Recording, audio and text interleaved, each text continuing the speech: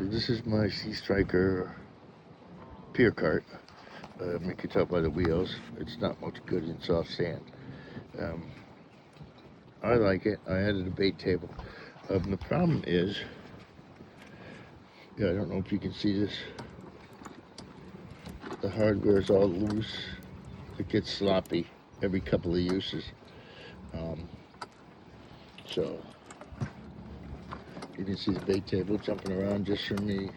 Everything is loose and sloppy, and it keeps doing that.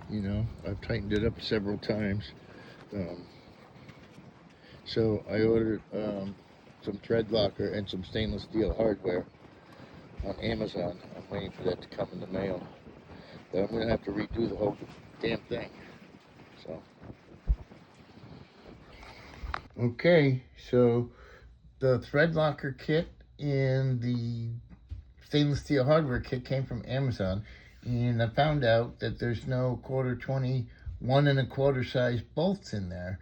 Unfortunately, most of the rod holders are mounted with those kind of bolts. So then I had to go to Lowe's and buy a whole bunch of stuff. I bought the nylocks. I bought everything. So I bought these to fix the handle. It's now I'm into it for about $45 more. I'm not pleased, but I'm determined to make a go of it. If this doesn't work, I will let you know. The square stock that the cart is made out of is 1 inch. So I figure 1 1/4 inch is enough to accommodate the nylocks. They say not to put thread locker on the nylocks because it deteriorates the nylon. But other places say no. If you use like the 243, it's fine. So I don't know. I guess I'm going to try to use the thread locker and get that thing tightened up. So here's the cart. I just replaced the handle bolts with 1/4 times 2 inch bolts. I used fender washers, so I didn't end up pulling the head of the bolt into the metal, and lock nuts on the back with smaller washers, but washers just so the nuts not pulled through the metal, and also thread locker 242 on there. So it wasn't that hard. It took me about 5 minutes. But if you come over here and check the wobble now, it's mostly gone. 90% of it's gone. So we'll see. I'll add a few more pieces of stainless steel. I'd like to put a brace in the back if I could find a small piece of flat stock.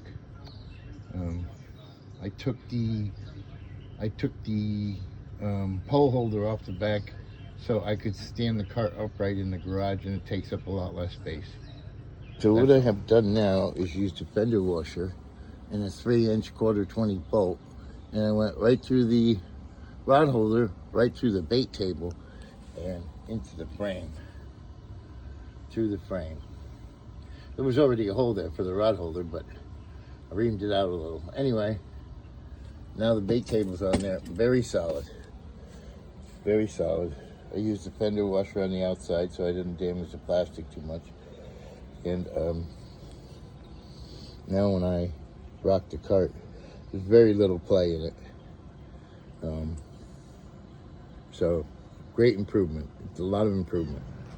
Okay, so let's conclude. I paid $80 for it on Amazon in 2025. It's now 100 1/4 on Amazon because I just checked 5 minutes ago. It's pretty easy to assemble. The changes I made worked well. Tightened everything up. I'm not going to show you me change every excruciating nut and bolt in any kind of detail, but as they worsen, I will replace them. It cost so much for me to make repairs because I had no access to stainless steel hardware. If you have it or can get it cheaper, then the repairs would be much cheaper.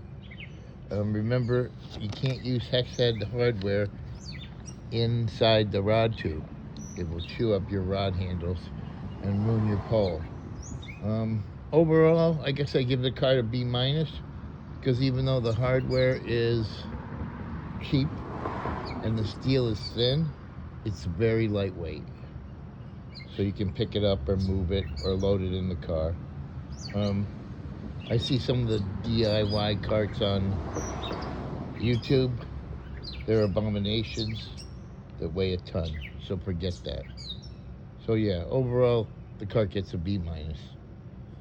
And part of that's ease of assembly and it's lightweight. Thanks, bye.